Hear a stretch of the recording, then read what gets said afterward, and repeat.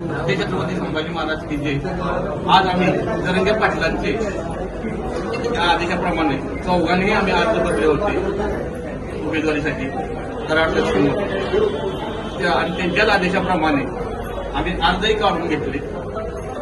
अर्ज काढून घेतल्यानंतर आमच्या चौघांचंही ठरलं की आपण जरंगे पाटलांनी सांगितलंय की तिथला भाजपचा सुपडा साफ करायचा.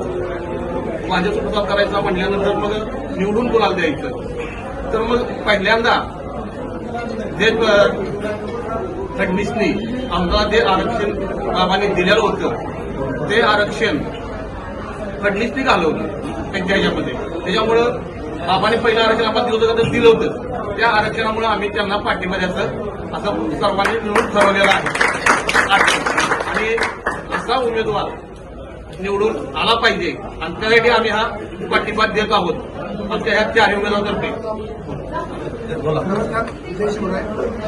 मनोजदादा जरांगे पाटलांनी आवाहन केलं की 288 मतदारसंघांना अर्ज भरा. त्या पद्धतीने आम्ही अर्ज भरले. त्यांनी माघार घ्या सांगितली, त्यांनी माघार घेतली. पण आमच्या 207 कराड दक्षिण विधानसभा मतदारसंघामध्ये निवडून कुणाला नाही.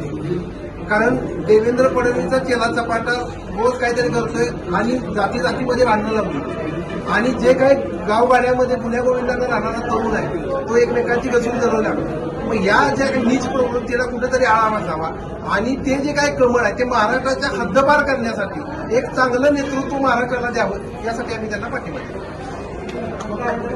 जय शिवराय. मी जनार्दन जयवंत देसाई कारवे, राहणार कारवे. मी जरंगे पाटलांच्या विचाराने चालणारा एक गरजवंत मराठा असून मी 2023 डिसेंबर पासून जरंगे पाटलांच्या विचाराने कोणतेही मनात राजकारण न ठेवता समाजहिताच्या दृष्टीने मी जरंगे पाटलांच्या विचाराने समाजाची सेवा करत आहे. आणि मी उमेदवारी अर्ज हा जरंगे पाटलांच्या आदेशानुसार भरला होता. आम्ही त्यांना पश्चिम महाराष्ट्रामध्ये जास्तीत जास्त कराडमध्ये उमेदवारी अर्ज भरू नये अशी आम्ही त्यांना विनंती केली होती. परंतु ते म्हटले की 288 ठिकाणी आपण जागा मी उमेदवार लढवायचे किंवा उभे करायचे. त्या आदेशानुसार मी उमेदवारी अर्ज भरला. परंतु ज्यावेळेला जरंगे पाटलांनी सांगितलं की आपण सर्वांनी उमेदवारी अर्ज मागे घ्यायचे त्यावेळेला मी त्यांच्या आदेशानुसार उमेदवारी अर्ज हा मागे घेतला.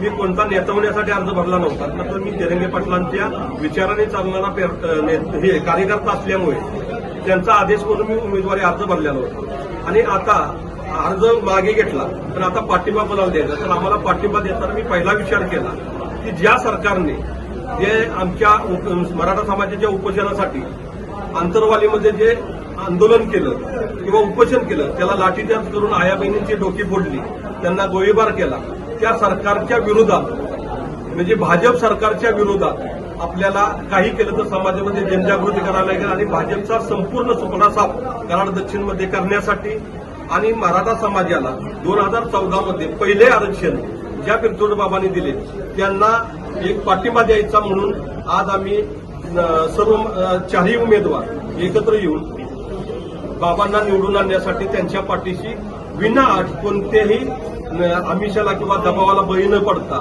आम्ही समाजाच्या हितासाठी हा निर्णय घेत आहे आणि त्या बाबांना पूर्ण पाठिंबा राहील. कराड दक्षिणमधून माननीय मनोजदादा जरांगे यांच्या आदेशानुसार आम्ही 4 उमेदवारांनी अर्ज भरले होते आणि त्यांच्या आदेशानुसारच आम्ही 4 जणांनी अर्ज माघार घेतलेले. आणि त्यानंतर आता प्रश्न कुणाला निवडून द्यायचं तर जरांगे पाटलाच्या आदेशाप्रमाणे ज्यावेळेस आंतरवाली सराडीत अत्याचार झाला, लाठीचार झाला त्या लाठीचाराची पहिल्यांदा प्रतिक्रिया आपल्या बाबांनी दिली होती. त्यामुळं आम्ही असं ठरवलं की आपल्या आरक्षणासाठी बोलणारे आपल्यावर नेतृत्व पाहिजे आणि त्यासाठी मी समाजाच्या वतीने आणि आम्ही गरजवंत मराठा असल्याने आम्ही उमेदवारांनी पाठिंबा देतो.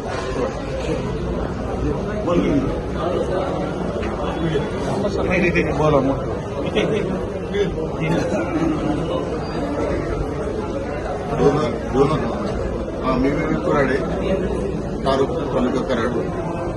2014 साली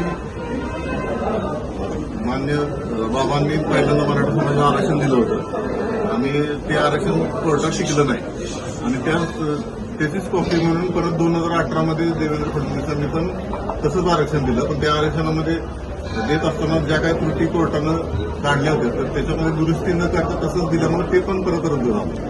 तर आता प्रश्न असा येतो की सगळे सोयरेचं अधिसूचना काढली राज्य सरकारनं, मागच्या शिंदे सरकारने अधिसूचना काढली पण अध्यादेश काढला नाही. म्हणजे त्याची अंमलबजावणी न झाल्यानं मराठा समाजातल्या बऱ्याचशाच युवकांना संधी असूनही एमपीएससी यूपीएससी करता येणार नाही अशी परिस्थिती झाली.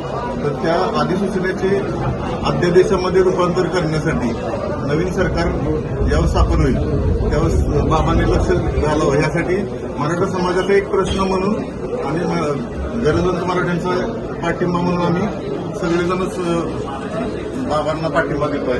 त्यांनी तुरुंग एक मराठा लाख मराठा, एक मराठा लाख मराठा. छत्रपती शिवाजी महाराज की जय, छत्रपती संभाजी महाराज की जय. आणि एक गरजवंत मराठा समाजाला एक आव्हान करतो, जर बीजेपी किंवा कमळ निवडून आले तर मराठा समाज हरेल.